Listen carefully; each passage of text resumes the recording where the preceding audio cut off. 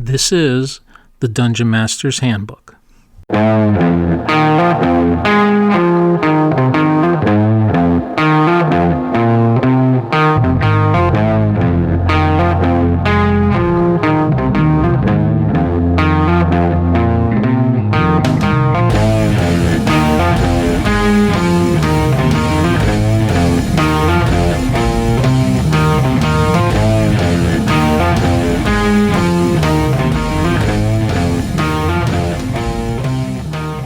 Hi there, and welcome to Dungeon Master's Handbook.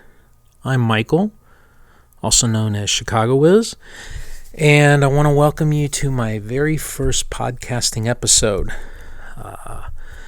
Little nervous, but I'm sure that'll wear off the more I do this.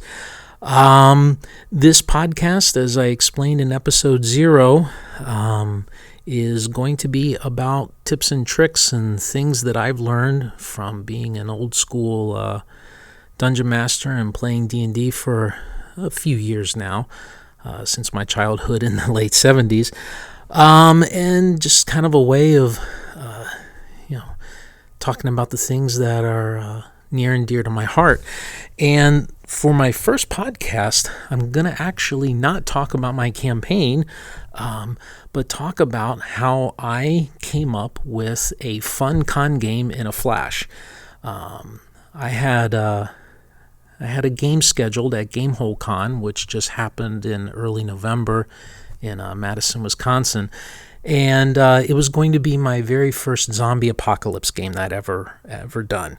And I was really excited about this. But thanks to time and work and other things happening, I didn't have time to prepare until the week before. And we're talking, a few days. And I was like, oh my goodness, what am I going to do here? There's some tips and tricks that I've come up with that allow me to do game prep in a hurry. So I just kind of took those ideas and applied them to creating a convention game, and it worked. I had 8 players crammed around those little tables that they gave us at Gamehole Con this year. My goodness, that was definitely sitting on top of each other, but the game was a blast. Everybody had a good time. They got to make it to the very end where they got to beat the big bad evil guys and save the city, and they were lauded as heroes, and they really enjoyed themselves. So if you're listening, you were at my table for the Saturday night Advanced Dungeons & Dragons game. Thank you guys. I had a blast. So what things did I do to quickly prepare for a game? And by quick, I mean I had this game pretty much done in terms of prep in about 4 hours. There's 3 things I did. 1, I put a limit on what I was doing.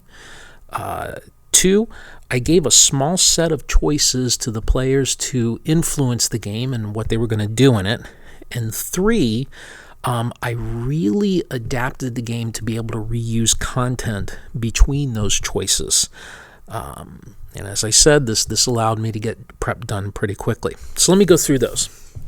All right, so first off, I've just said that the game was going to be a zombie apocalypse taking place in a halfling city. So as you might guess, it's a city adventure. That leaves a huge area for the players to play in. But I kept something in mind. This is only going to be a 4-hour game. And my approach to creating and running a convention game is I like to have the beginning, middle, and end.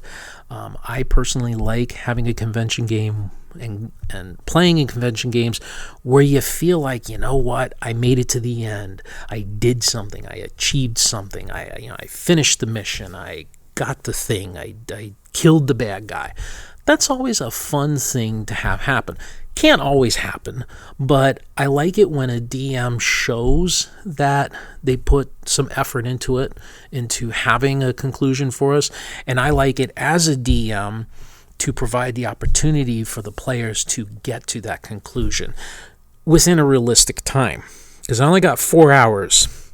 And usually, by the time you get done with the introductions and getting everybody settled, and getting the pre-gens handed out and all that other stuff, you usually spent already almost a half hour of the game. So I keep that in mind.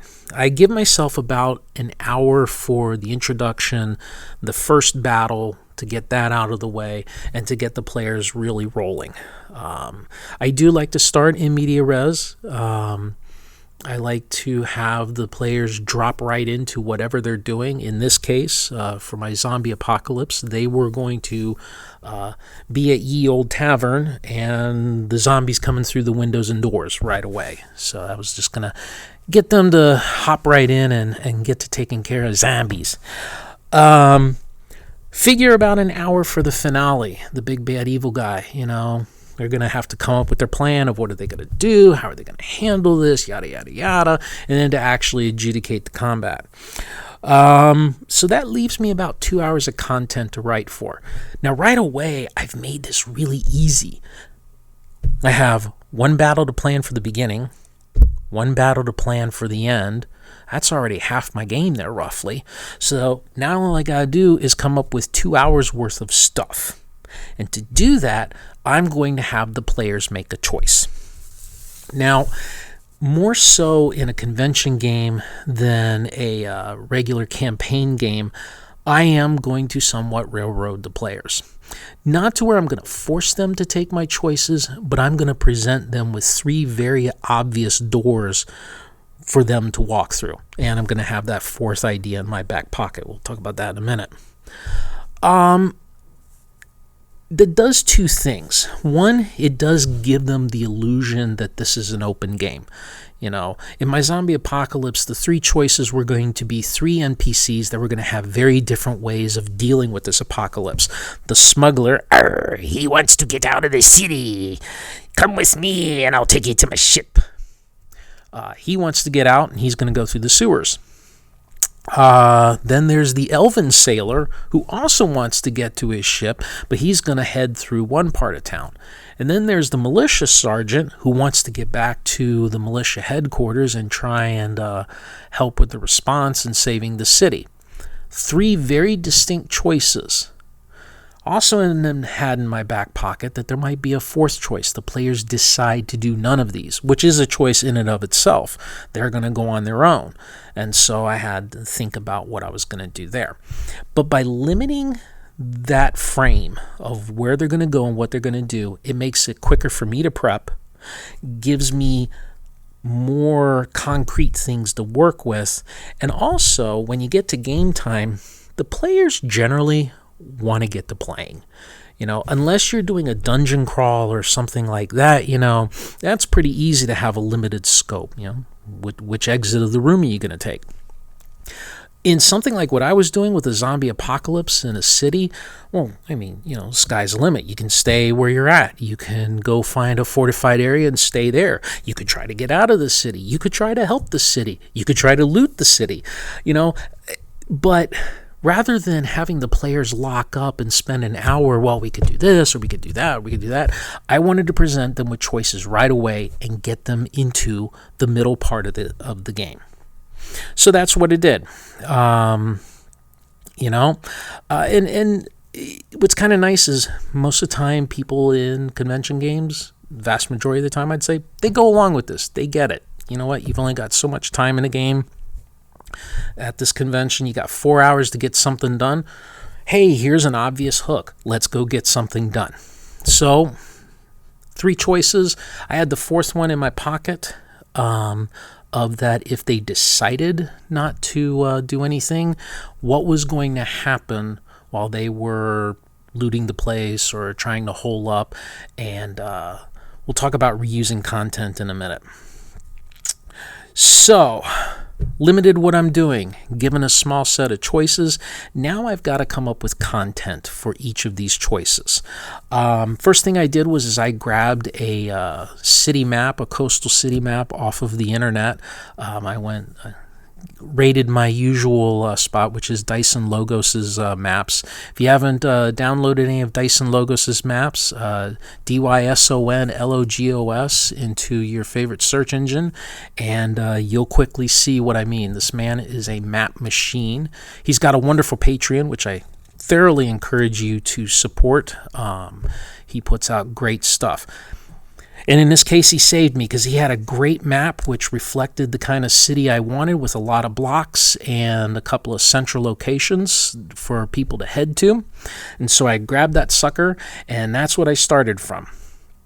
One choice was they were going to go with the smuggler. I knew I needed to come up with a dungeon. So again, I raided Dyson's maps, got a sewer dungeon, kept it to about 10 rooms. 10 rooms in 2 hours, figures 2 or 3 combats in there, maybe some traps and tricks to deal with. That's good enough. That prep took about an hour. The second route, if the players decided to follow the militia guy and they were going to try to save the city, my approach there was, rather than spell out each block by block, I came up with a random encounter table. And as they went through the city, I rolled against that table to see on a block-by-block basis what they ran into. What this allowed me to do was to maybe reuse the same encounter, but twist it a little bit. All right, so the first encounter, there's inhabitants fighting the zombies. Well, maybe the second encounter, that's the same thing, but now the inhabitants are fleeing the zombies because there's more of them. You're heading deeper into the city. Whatever that was, I could reuse these ideas on a block-by-block basis until they got to the place where they were going to go. I also had a couple of set pieces, depending on how things went, for the players to run into. The third path, if they followed the Elven Sailor, was very similar to the second one, but it was going to be through a different part of town. There I had a very specific set piece I wanted them to run into, as well as I just reused that same block chart. Now, all of that, so those 2 paths took me about another hour to an hour and a half to come up with the specific set piece that they were going to encounter, and to come up with the random block chart.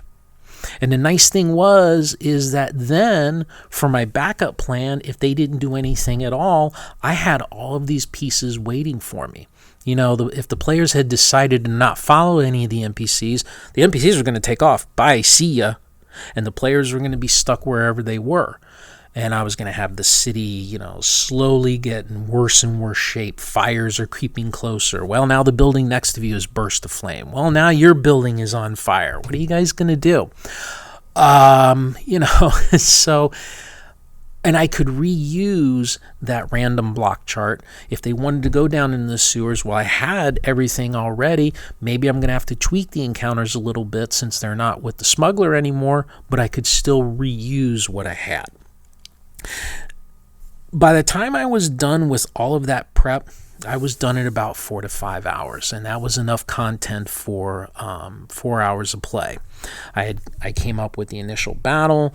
I came up with what I wanted the ending to be, and the sweet part about the ending was it didn't matter which path they took.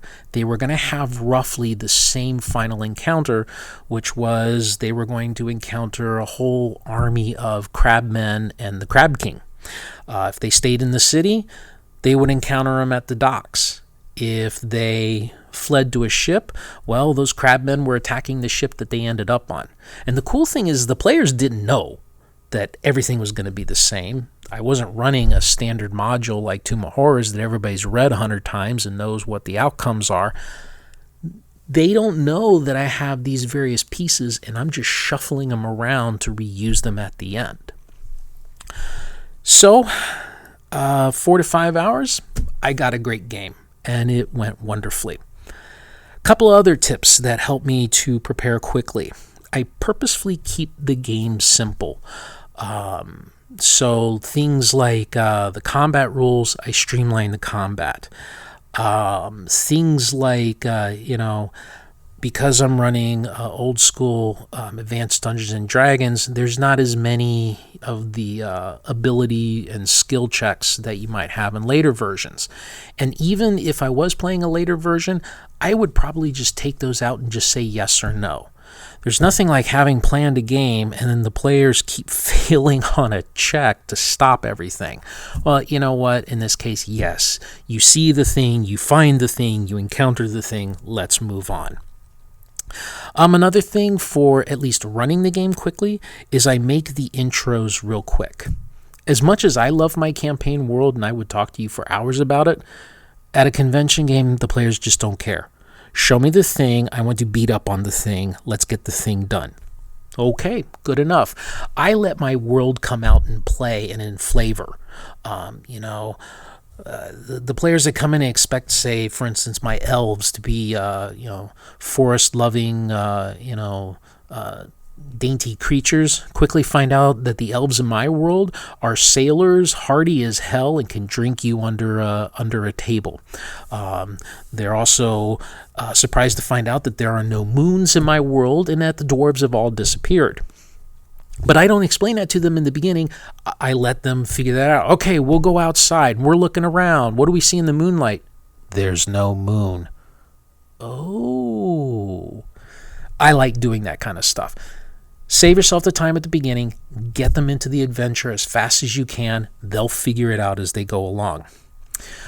One final thing for prep. If you're throwing a lot of monsters, don't roll each and every hit point value.